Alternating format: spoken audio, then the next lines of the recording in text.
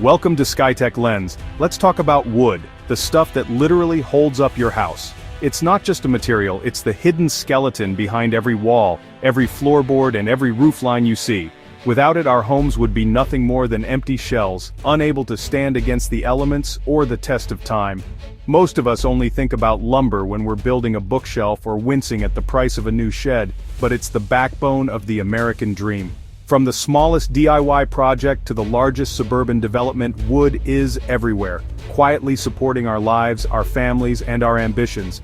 Lumber frames our homes, supports jobs, and keeps the economy humming, until something goes wrong. It's not just about construction, it's about livelihoods, communities, and the pulse of entire towns that rely on steady work and affordable materials. When the supply chain breaks, the impact is immediate. Higher costs, stalled construction, and lost jobs. Suddenly, dreams of homeownership are put on hold, and the ripple effects are felt far beyond the job site. In early 2025, the US government picked a fight with Canada, our main lumber supplier, providing up to a third of our softwood. This isn't just a trade statistic, it's a lifeline for builders and buyers alike. Disrupting this flow is like shutting off your city's water just to see what happens. Spoiler, it's bad. Prices skyrocket, projects freeze, and uncertainty spreads through neighborhoods and businesses. The 2025 lumber dispute isn't just about economics, it's a warning about how political decisions ripple through everyday lives. What happens in Congress or at the negotiating table can hit your wallet, your job, and your dreams. It's a story of tariffs, trade wars, and the American dream slipping further away for millions. For many, it means the difference between moving in and moving out, between building a future and watching it crumble. So buckle up. This is how a fight over trees shook the US housing market. The consequences are bigger than you might think, touching every corner of the country. And why it matters to you, because the wooden skeleton in your house's closet is more important than you ever realized. The spark? It was a decision that would ignite tensions on both sides of the border, sending shockwaves through the lumber industry and beyond. In February 2025, the US government slapped a 25% tariff on Canadian softwood lumber, on top of the duties that were already in place. This move was sudden, and for many, it felt like a punch to the gut. For some Canadian producers, the combined effect meant they were now facing nearly a 40% tax just to sell their wood in the US market. That's a massive hurdle for any business, especially in an industry already running on tight margins. The official reason? To protect American sawmills from what was called unfair Canadian competition. Most Canadian timber comes from government-owned land, often at lower prices, which US officials argue gives Canadian producers an edge. But here's the catch. America simply can't meet its own lumber demand. US sawmills don't produce enough to keep up with the needs of builders, renovators, and homeowners. Making Canadian wood more expensive doesn't magically boost US supply. Instead, it just raises costs for everyone. Builders, families, and businesses alike. The price of a new home, a renovation, or even a simple deck soared almost overnight. The administration didn't stop there. They doubled down, threatening even more tariffs on other Canadian exports and demanding a brand new trade deal, escalating the standoff. The last lumber agreement between the two countries expired back in 2015, leaving a vacuum and a trail of uncertainty that's only grown wider with time. The result? A critical building material suddenly costs more, hurting every American who needs it, from families dreaming of a new home to contractors trying to keep projects on track.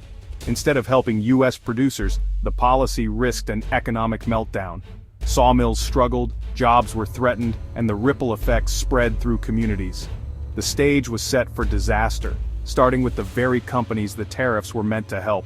The industry braced for impact, uncertain of what would come next. Trade wars rarely go as planned. They create winners and losers, but often not the ones policymakers expect.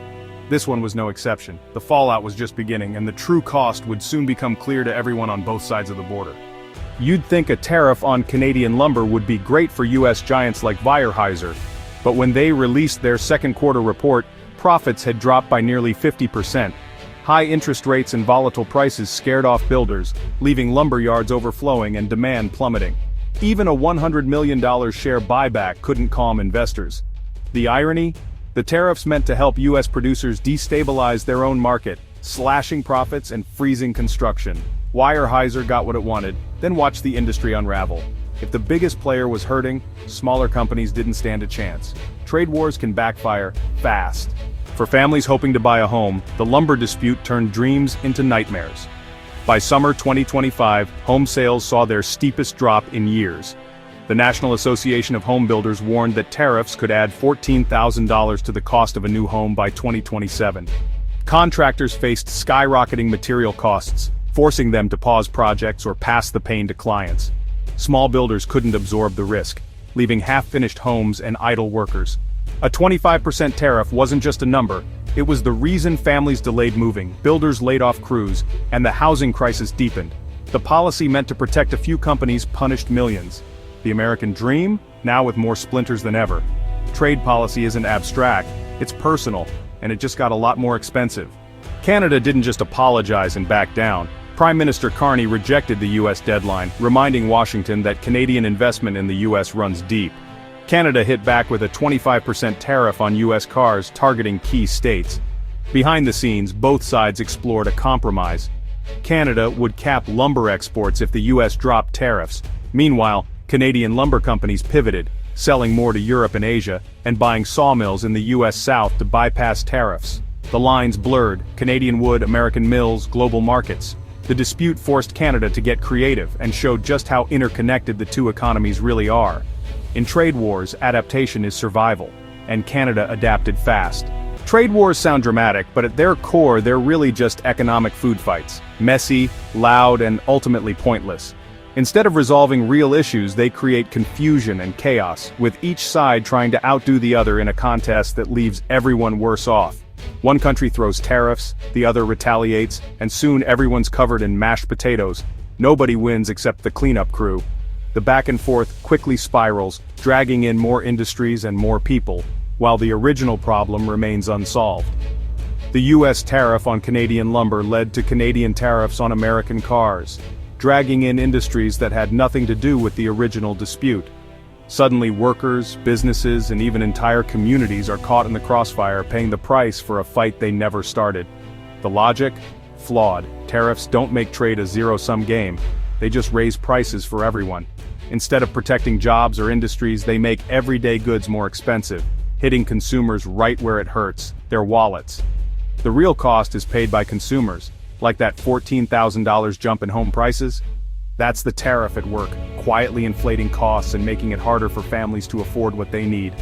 Politicians love tariffs for the headlines, but the economic reality is far messier. The sound bites might be catchy, but the consequences are anything but simple. Trade wars destroy more jobs than they save and trigger endless retaliation. Factories close, workers are laid off, and communities suffer as the cycle continues. It's like trying to fix a watch with a sledgehammer, an approach that's guaranteed to do more harm than good, no matter how well-intentioned. The result? Chaos, higher prices, and a lot of regret. Markets become unpredictable, shelves go empty, and families struggle to keep up with rising costs. In the end, everyone pays, no matter where they live or what they do. The burden is shared by all. And it's especially hard on the people who can least afford it, turning an economic squabble into a real-life struggle for millions. The real victims? Workers and families on both sides of the border. In Canadian mill towns, layoffs and closures hit hard. Generations of jobs vanished overnight. Small businesses couldn't pivot to new markets or buy U.S. mills, they just suffered. In the U.S., any sawmill job gains were dwarfed by losses in construction and related trades. When building stops, electricians, plumbers, and framers lose work too. The Yale Budget Lab estimated the tariffs could shrink U.S. GDP by up to $110 billion a year. The invisible cost-loss growth, lost jobs, and lost dreams. Trade wars aren't just numbers, they're families struggling to survive. By late summer 2025, the damage was undeniable. With profits plunging and the housing market frozen, a bipartisan group of U.S. senators flew to Ottawa to seek compromise. The proposal: Canada caps lumber exports, U.S. drops tariffs, a political fudge, but a way out. Canada, once opposed to quotas, now saw them as the lesser evil. Both sides could claim victory and stop the bleeding, but then a U.S. court ruled most tariffs illegal, yet left them in place pending appeal.